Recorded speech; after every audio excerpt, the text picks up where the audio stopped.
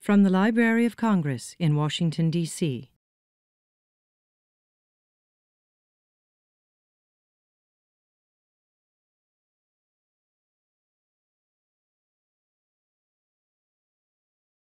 Can I have your attention, please? We're going to start the second half of our literacy conference. So I hope you all enjoyed your lunch, and I'm happy to report that we are on schedule now. So thank you for your patience. Okay, our next panel is Developing and Sustaining Readers Across the Lifespan. And our moderator for this panel is Joshua Cramer, who is the Vice President of the National Center for Families Learning, which is also a Library of Congress Literacy Awards winner. Thank you, Joshua.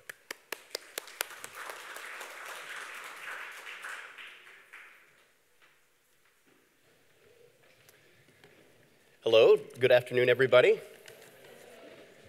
This is kind of a tough gig right after lunch, and also, you don't know it till you get up here, but there aren't any clocks, so hopefully we can keep this on schedule. But thanks a lot, Guy, for, so I'll be looking down occasionally, but first let's start by just giving another round of applause for this morning's panelists.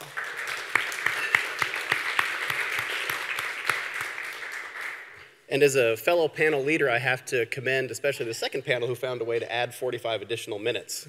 So hopefully we won't have to do that, but we'll see. My name is Josh Cramer, and I have the opportunity to serve as the Vice President at the National Center for Families Learning. And today we're going to have a discussion around how we can develop and sustain readers across a lifespan.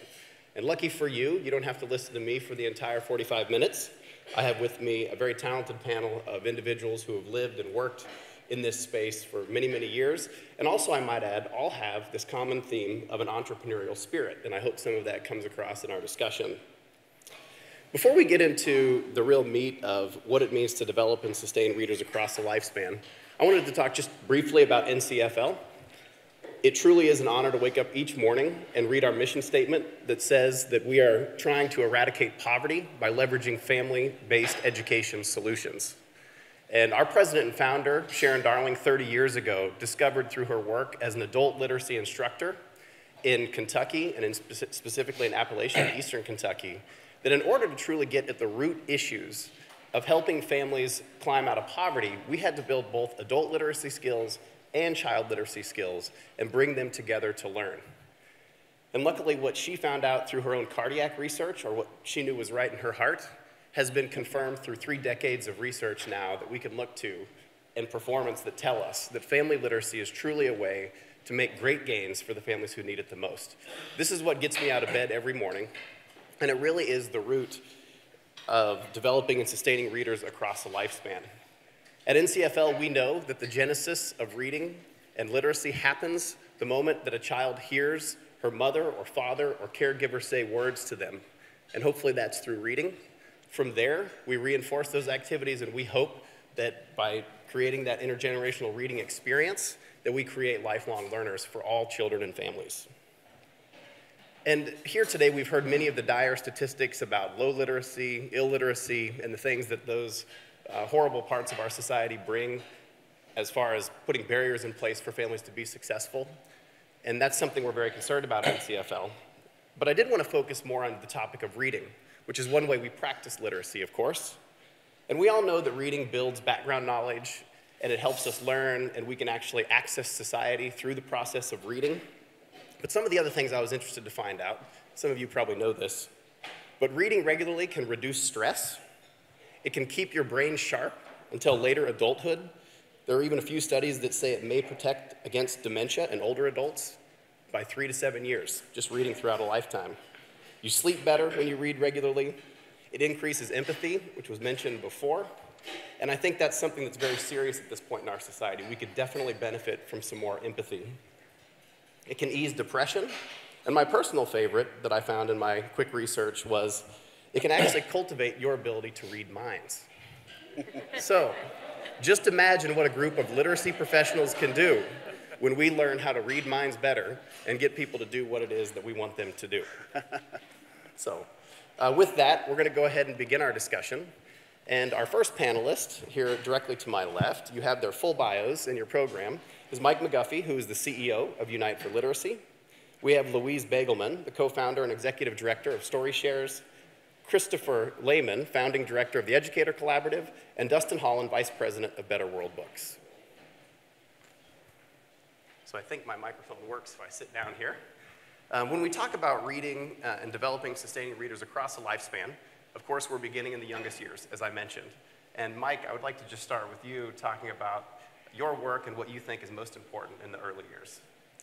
So we have been doing this work, I've been doing this work forever, maybe about 3 decades, and have done a lot of work in Indian country. And what I realized in doing that work was what I felt was the fundamental problem was access to books, which then I developed a formula, just like Stephen, thinking about what is the formula for this. And we look at this now as a problem it's 3 parts. It is access, but you also have to have access to relevant books. And then that's not enough. You have to have engagement around those books. So it's access, relevance, and engagement, to me, is the way I frame the problem and think about it.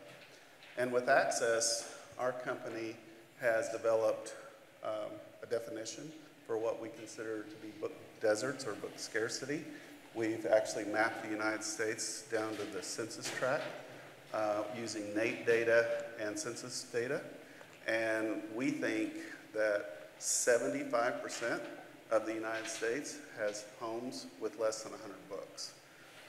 And that's a staggering number.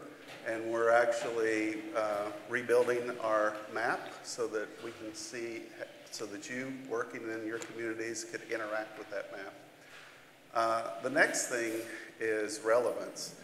And there's lots of ways to think about relevance, but one is there's more than 200 languages that are spoken in the United States, indigenous and immigrant. And so we need to figure out how to create greater relevance. So in our library, we have an online library for emergent readers, essentially. And we write the books in English, but we also narrate them. Right now, our narrations are getting close to 40 languages. We're doing a project with the Gila River Indian community south of Phoenix, where they're writing books that celebrate their culture and language. Over a 4-year period, we're trying to write 100 little emergent books with them. And then we're trying to get 100 of those books into the homes across the community. So relevance is an important piece. And then last is engagement. And it's one thing to get books into kids' homes, but it's another thing to inspire them to become lifelong readers. And we find that is really challenging for us to think about. We talked earlier this morning about a culture of literacy, a culture of reading. It's nurturing a culture of reading in the communities where we work. So that engagement piece has really been interesting to us. We looked at NATE data and found something amazing. The interesting thing about NATE is that they have been surveying kids forever with 2 questions that we found useful. One, they ask, how many books do you have in your home? And 2, they ask, how often do you choose to read for fun? And when you take those 2 questions and analyze them, what we found was that if you have 0 to 10 books and you never read, about 7% of that population is proficient in reading in 8th grade. When you have 100 books and you have a daily habit of reading, about 70% of those kids are proficient. And the pattern across that, as you add books, it improves, but you have to have books and reading. People say to me all the time, it has to be more than books. And the answer is yes, it is more than books, because it has to be that those kids read them. So when we look at the kids that have 100 books and they say they never read, their scores aren't that great. But when they have 100 books and they read every day, it matters. So we've looked at this and kind of made our formula about access, relevance, and engagement. The last thing is for when we think about sustaining readers across a lifetime, I think we have to look at our educational system as a complex adaptive system. We have to look at this as a system. And Donnell Meadows, who's was a great systems thinker, said if you really want to impact the system, you got to look at the purpose. And not what the stated purpose is, what's the behavior of the system. What I think is going on is that we have to have a higher purpose in our system than grade level reading. We have to have a higher purpose in our system than kindergarten readiness. And actually, the title of our talk is probably a much greater purpose. What would happen if our educational system thought about this and said, how do we sustain readers over a lifetime? What if we measured that? What if we really thought about how do you get kids excited about reading and keep them reading? So how do we think about it is start early. And we think, Frank Smith once said, it's this simple. Get a book in a kid's hands that they want to read and can read, and when they finish, get another. So in some ways, it's that simple. And in the complex way, we've got to look at our schools, our communities as systems, and start having more of a systems perspective. Thanks, Mike. And Louise, if I can, I would like to ask you and probably Chris as well, just to move us along the lifespan and talk a little bit about, in the middle school grades and high school grades, what are those things that we can do to sustain and develop readers? Yes, so thank you so much for having me here. It's an honor to be here. Again, I'm Louise Baigelman. I am a former literacy specialist and English as a second language teacher, and I now run an organization called Story Shares. We're focused on teen readers, so the students that have kind of gotten beyond the age where we're typically focused on reading instruction, still reading below grade level, those who struggle with reading, in late elementary school, middle school, high school. And so I'm actually going to touch on a lot of the very same themes that Mike just talked about and also that came up this morning, but as they apply to the teen reader phase of the lifespan.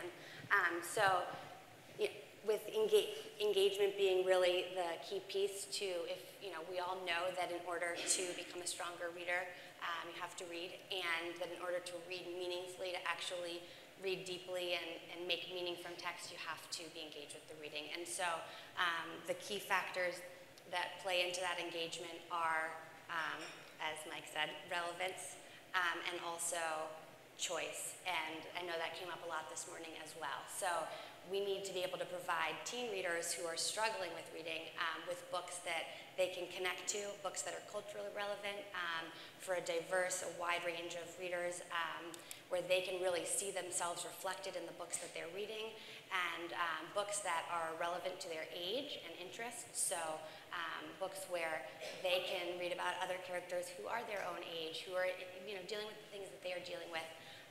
And then choice, which again came up a lot this morning, that is one of the biggest factors in reading meaningfully, and that a huge number of students report that they can't find enough books that they actually like to read. And so these, these two pieces, relevance and choice, become actually a unique challenge on a lot of levels when you look at the teen reader audience that is struggling. Because if you're 12 or 16 and you're reading at a first or a third grade reading level, you're never going to be excited by books written for first or third graders. Books that are written for elementary school students are never going to be interesting to you. Not only will they be boring and kind of totally irrelevant to the things you're working on or thinking about in your life, but also embarrassing to read in front of your peers. And so, how do we address that piece of the problem? How do we provide enough choices that these students can find that they can like to read, whether it's late elementary school, middle school, or high school, or beyond? And we know that it's a huge number of students who fit into this category. It's tens of millions in this country alone. So this problem, just from a personal standpoint, is one that I experienced as a teacher.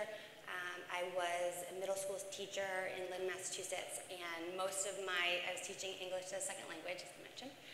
Most of my students were from the Dominican Republic or Haiti, and they were, sassy and witty and mature middle school students, but a lot of them were reading at first and second grade levels.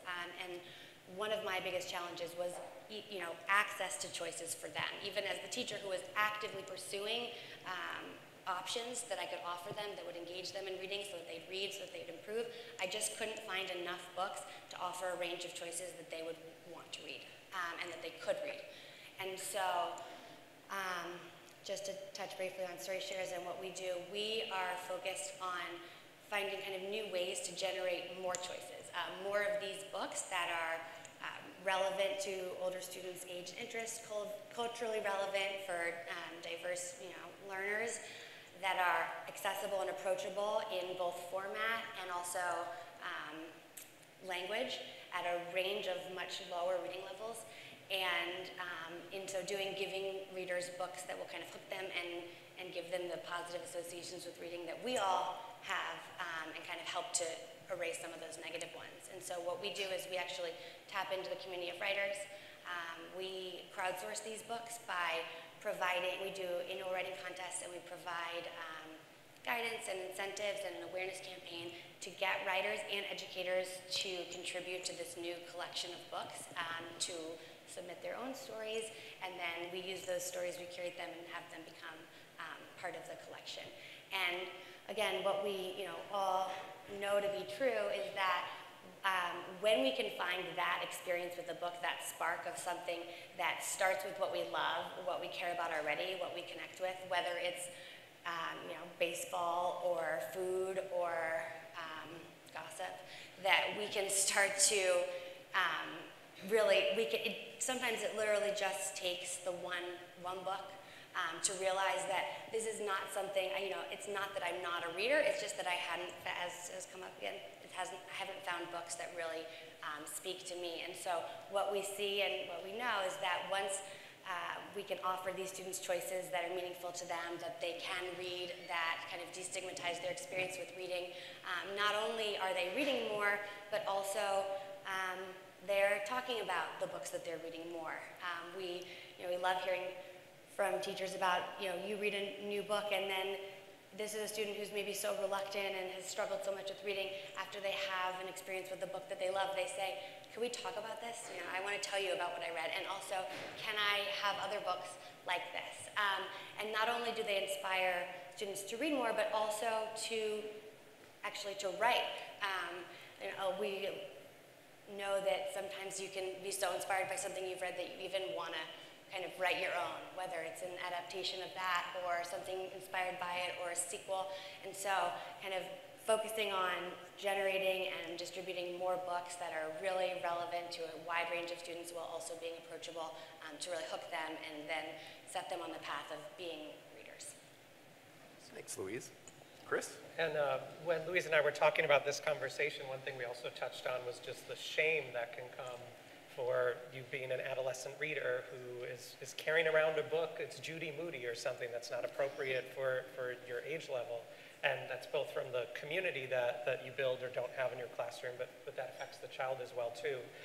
So I come to this conversation from K-12 pedagogy. That's been my experience, nearly working on 2 decades of working as a classroom teacher and then supporting educators as well. I also am honored to serve on the board with NCFL. And so one conversation that we often have at NCFL with an education work group that we support with them, and just in my work in general, at the secondary level is just looking at this pattern that continues to play out where there's kind of 2 things that happen at the same time. One is we see this slump in test scores or in performance when kids hit middle school, where students are growing across the elementary years, and then when we hit secondary, there's like something happens, and so many districts have questions around that. You equally, like with the NAEP data, Common Sense Media Organization has also done some surveys, longitudinal surveys around this as well. You see students at the same time reporting out, you can almost correlate them against each other, that as there's a slump in secondary performance, there also are kids who are reading less and less as you move up through years. And so I say this with love because I'm an educator myself and I love the field that we're in. One challenge for the literacy community to look at and address is that, and to really be partners with and support around, is that any teacher, and the vast majority of teachers are working their hardest with so little and with so much negative attention from the press and everywhere else. But every teacher is using, to their best of ability, the tools and knowledge that they already have.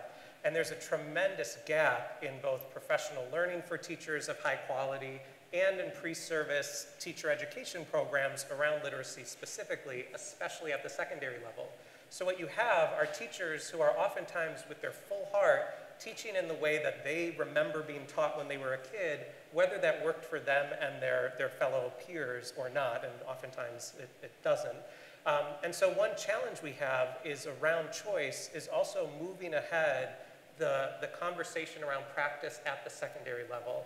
We know from numerous school sites and districts that independent reading at this level is booming and beautiful and can grow entire communities and really shift everything from test scores to how students and families feel about school. The challenge is there are so many classrooms and so many progress through all those grade levels that become based on just single books. So Penny Kittle, who's an educator and writes for The Educator, she often says, you know, here we are, especially at this time right now where there's such a boom of middle grade and young adult literacy, where we are surrounded by this endless library of incredible books. Here we are in Library of Congress. This incredible library of amazing books, and too often in our pedagogical practices, we boil those down to 4 or 5, one a month perhaps, that we all have to read together, and whether that matches your reading level or your relevance or you care about it or not, this is what we'll do together. So one place that we can really work is to take the research and energy that we all have in this room and beyond, and continue to tell the story of these practices with our older students and with educators at upper levels as well. And also to consider, if your program focuses more specifically at younger grades, so much of your practices translate up. It really is the types of text that you use, but the practices are inherently the same. That really is a place that your organization can look. Can we support older students? We absolutely can, because it's kind of the same work. Then equally, as one area to focus, another that feels important because of where we are and because we can see Congress if we just look out that window right there, is just to echo, I really appreciated I appreciate everything Dr. Krashen does. It's just awesome to be in the same room. But his earlier comments around poverty, I think we also have to lay that what goes above that, the kind of like larger capsule over poverty, is just the systemic oppression, racism, the way that our society allows some people to reach poverty and some people not to, and some classrooms to be funded and some not to. So one thing that our organization works really hard to do, and just want to suggest as something for all of our organizations to continue to do or to consider if we don't already, whether you're nonprofit or public, is when our families and students are in jeopardy or are in need, we have to find a way to message and support around that as well, because we can't support a reader who's deported. We can't support a reader whose family is not allowed into the country because of their religion. We can't support a reader who doesn't feel safe in their classroom because they have a food shortage. And so one thing that we've done in our own organization, the Educator Collaborative, and continue to do is really first working on our own approach and the way that we enter communities, but also to continue to speak out when our students and families need those too. So thinking about when is the time to talk, it was probably like 10 years ago, but when things come up, that's another form of supporting our secondary learners, is making sure that we're supporting their safety and their livelihoods and their family safety as well. Thanks, Chris. Dustin, one of the themes that we've heard today and in other conversations around reading across the lifespan is the importance of book availability. And I know this is something that you care deeply about. So if you could speak just a little bit to book availability and how that impacts reading across the lifespan. Yeah, sure. Thanks, Josh. And first, I'd like to thank everybody in the room for what you're doing to promote lifelong learning, and especially creating our future customer base. So we really appreciate it. But at Better World Books, we believe in the power of knowledge, and our purpose is to share and distribute that knowledge around the world. And my personal goal is to collect over 1 billion books and keep 1 billion books at our landfills and keep them in the reuse cycle. So to date, we've kept over 300 million books out of landfills in about 6 countries. We've sold over 75 million books and shipped those books to customers in over 200 countries. Along the way, we've been able to donate 25 million books to countries all over the world, organizations all over the world. Some of you in this room have been recipients of either book donations or monetary donations. We just recently hit the $27 million mark in terms of money that's been donated to literacy organizations or libraries around the world. So we're really proud of what we do at Better World Books. Our 500 employees are spread out in 4 distribution centers. We work with approximately 4,000 libraries in North America. Globally, we have 8,000 book suppliers that send books to us. And we're taking those books and either reselling them online on one of the 30 different marketplaces that we sell through. Anytime we sell a book on betterworldbooks.com, we're donating a book. So it's kind of like Tom's Shoes. It's a book-for-book program. And if we can't donate the book, we're going to keep the book out of the landfill and recycle it. So at any given point, we've got 8 million books for sale on our website. We're processing about 1 million books a week from those 8,000 supply partners. And we're doing everything that we can to increase the availability of books globally. And we're just very thankful to be here today. Well, thanks, Dustin. And just to throw another question your way, you know, with all of your diverse experiences across the world, are there any stories from the book giveaways or anything that you would want to share with the group today? Sure. We have a lot of stories, as you can imagine. I've been with the company about 15 years. Some of those stories, if I shared them, I would get in trouble. When I first started with the company, none of us were married, none of us have kids, and thankfully, a lot of us are married now and have kids and have calmed down a little bit. But a lot of great stories over the years, but probably one of my most recent favorites is a bookmobile that Better World Books is a for-profit company, but we had a supporter of the company that donated a bookmobile to us about a year ago. So through this bookmobile, we've been able to go out into the community, and we show up at a school, a pre-scheduled visit, and kids come out from the classroom. They board the bookmobile. We call it Wordsworth. It holds about 3,500 books. And the kids get on the bookmobile, and they can pick as many books as they want from the bookmobile. So I think we've donated a lot of books to a lot of organizations around the world, but actually doing it ourselves with the bookmobile has kind of made it a little more tangible to us, as opposed to us donating, you know, hundreds of thousands of books to an organization, and we're not on the ground to help distribute those books. So to be able to see the kids jump for joy and trade books, and sometimes they fight over books, it's really, really powerful. All right. Thank you. For the rest of the panel, if you could share what you think, or some of what you think might be the biggest mistakes that we could make along the way as we try to develop and sustain readers across a lifetime. And I mean, I could start with you, Chris. Maybe we'll just come back this way. Sure. I mean, I guess one I was kind of touching on in terms of pedagogy, but can really be for anyone, is trying to overprescribe. Okay, I'll go for it this way. I think there's 2 extremes. One is to overprescribe the sorts of reading that we'd expect secondary students to do instead of allowing choice. There's perhaps not as equally dangerous, but also a consideration, is that as students are aging and the amount of complexity in text that are around them, we also have to pair that independent reading and lots more reading time with really thoughtful, responsive instruction as well, so that our students we're meeting them where they are in terms of their literacy development, but then we're adding instruction on top of that.